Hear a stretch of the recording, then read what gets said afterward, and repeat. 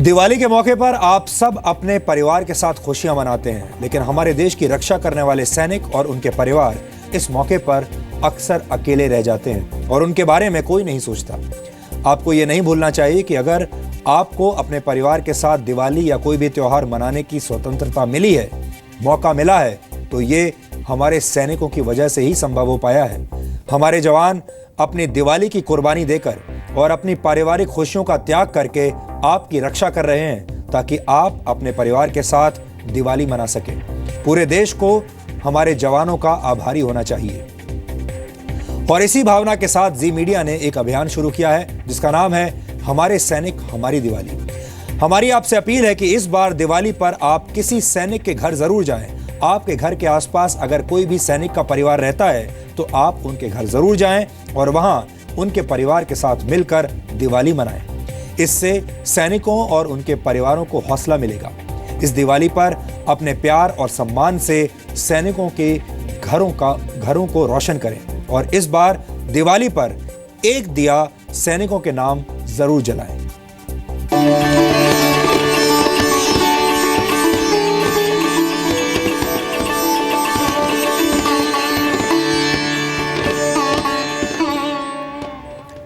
और डीएनए के अंत में आपके लिए काम की बात। जिंदगी को स्वस्थ और ऊर्जावान बनाए रखने के लिए योग की शक्ति बहुत काम आती है। योग एक ऐसी दवा है जो दिमाग और शरीर को फिट बनाकर रखती है। साथ ही योग आपको एकाग्रता और स्थिरता भी देता है। इस बार डीएससी शो में डॉक्टर सुभाष चंद्रा आपको योग की शक्ति के बारे में बताएंगे। ये ऐसी शक्ति है जो आपके जीवन को बदल सकती है, इसलिए आप दिन और समय नोट कर लीजिए।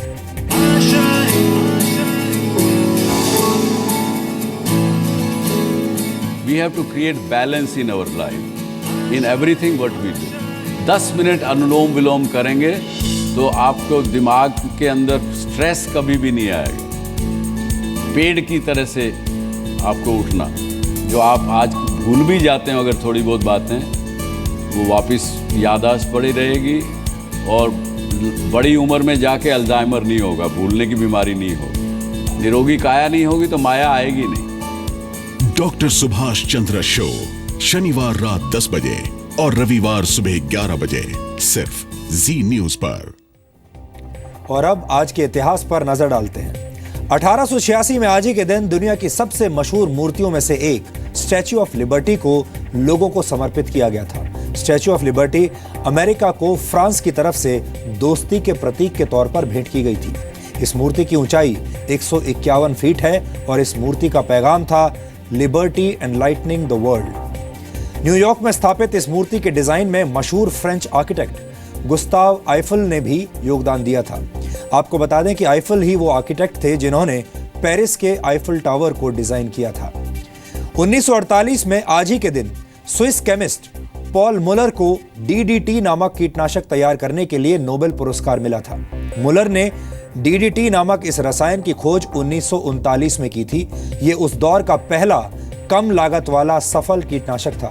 हालांकि बाद में इंसानों के डीएनए पर इसके दुष्प्रभाव की बातें भी सामने आईं।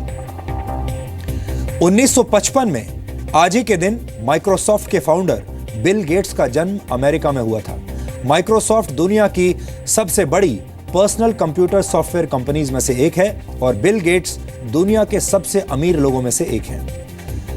1636 में आज अमेरिका में the college of new town की स्थापना हुई थी। आगे चलकर इसी कॉलेज को हार्वर्ड कॉलेज के नाम से जाना जाने लगा और इस तरह हार्वर्ड यूनिवर्सिटी की शुरुआत हुई। इस यूनिवर्सिटी में पढ़ाई करने वाले कई छात्र बाद में अमेरिका के राष्ट्रपति बने, जिनमें से एक बराक ओबामा भी हैं। 2011 में आज ही के दिन हिंदी साहित्य के मशहूर लेखक श्रीलाल शुक्ल का निधन हुआ था। व्यंग लेखन के लिए प्रसिद्ध श्रीलाल शुक्ल ने 25 से ज्यादा किताबें लिखी। उनके उपन्यास राग दरबारी को हिंदी साहित्य की यादगार रचनाओं में से एक माना जाता है। इस उपन्यास में स्वतंत्रता के बाद भारत में भ्रष्टाचार की वजह से होने वाले नैतिक मूल्यों के पतन पर व्यंग किया गया है। राग दरबारी के लिए श्रीलाल शुक्ल को 1969 में साहित्य अकादमी पुरस्कार से भी सम्मानित किया गया था।